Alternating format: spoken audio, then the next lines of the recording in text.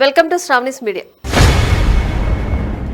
ఆంధ్రప్రదేశ్లో విద్యుత్ ఉత్పత్తి పెంచడం, ఖరీదైన కొనుగోళ్లను తగ్గించి ప్రజలపై భారం తగ్గించడం కూటమి ప్రభుత్వం అధికారంలోకి వచ్చిన తర్వాత ఇంధన శాఖ మంత్రి గొట్టిపాటి రవికుమార్ పదే పదే చెప్పే విషయాలు. గత వైసీపీ ప్రభుత్వం ఏపీ జెన్కోను బలహీనపరిచి ప్రైవేట్ సంస్థల నుంచి అధిక ధరలకు విద్యుత్ కొనుగోలు చేసి ఏకంగా 9 సార్లు ఛార్జీలు పెంచి 30 నుంచి 32 వేల కోట్ల భారం ప్రజలపై మోపింది.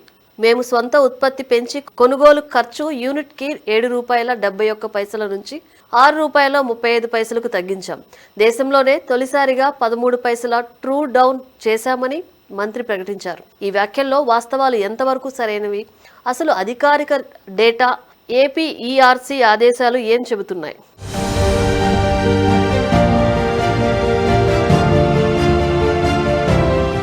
గత ప్రభుత్వం 2023-24 చివరి సంవత్సరంలో ఏపీ జెన్కో, ఏపీపీడీసీఎల్ కలిపి సంవత్సరానికి సుమారు 35,017 మెగావాట్ యూనిట్లు ఉత్పత్తి చేశాయి. కానీ 2024-25, 2025-26లో పరిస్థితి మారింది. మార్చి 2026లో ఏపీ జెన్కో ఒకే రోజు 6,160 మెగావాట్ల ఉత్పత్తి సాధించింది. ఇది కార్పొరేషన్ చరిత్రలోనే అత్యధికం. గ్రిడ్కు 5,730 మెగావాట్లు సరఫరా చేశారు.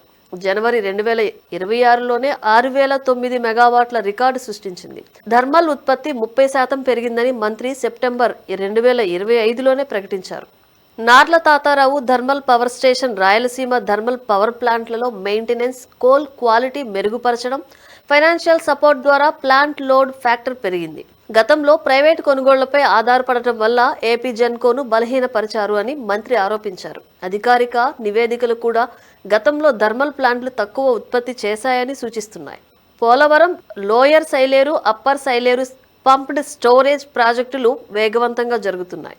రిన్యూవబుల్ టార్గెట్ 160 గిగావాట్లు. ఫలితంగా రోజువారీ డిమాండ్ 270 మెగావాట్లకి చేరాయి.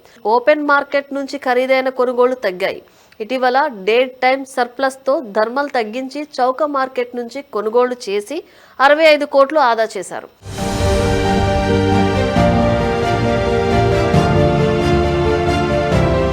గత ప్రభుత్వంలో షార్ట్ టర్మ్ కొనుగోళ్లు 17% వరకు ఉండేవి. ఇప్పుడు 6.8%కి తగ్గాయని, అధికారిక సమాచారం యూనిట్ కొనుగోలు ధర తగ్గిందని మంత్రి చెప్పిన ప్రకారం ఏపీ ఈఆర్సీ, ఎఫ్పీపీసీ ఆర్డర్లతో మ్యాచ్ అయ్యాయి. 2024-25 ఆర్థిక ఏడాదిలో డిస్కామ్లు కొన్న 17,282 మిలియన్ యూనిట్లలో యూనిట్ ధర ₹5.35 నుంచి ₹6.69 మధ్య ఉంది. దీంతో 2024-25లో 550 కోట్లు, 2025-26లో మరో 340 కోట్లు ఆదా అయ్యాయి.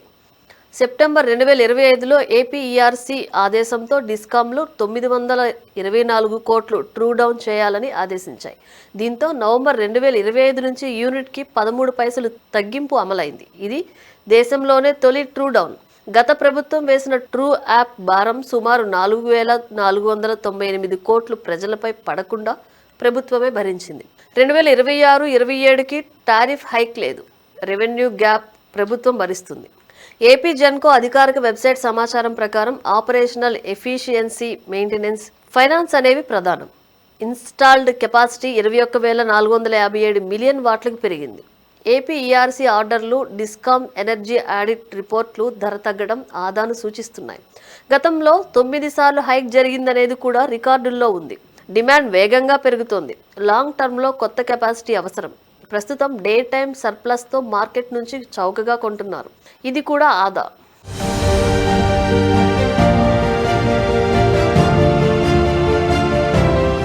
మంత్రి గొట్టిపాటి రవికుమార్ చెప్పేది రికార్డులు. అధికారిక డేటాతో దాదాపు 80% సరిపోతుంది. సొంత ఉత్పత్తి పెంచడం ద్వారా ఖర్చు తగ్గించి ప్రజలకు ట్రూ డౌన్ ఇవ్వడం నిజంగా ప్రజా సంక్షేమ చర్య. కానీ వినియోగదారులు ఇంకా పూర్తి రిలీఫ్ కోరుకుంటున్నారు. సీఎం చంద్రబాబు టార్గెట్ యూనిట్ కొనుగోలు ధర ₹4కు తగ్గించాలని స్పష్టం చేశారు.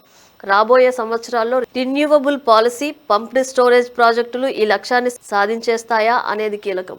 ఏపీ విద్యుత్ రంగం ఇప్పుడు స్వయం సమృద్ధి దిశగా పయనిస్తోందనడం సందేహం లేదు.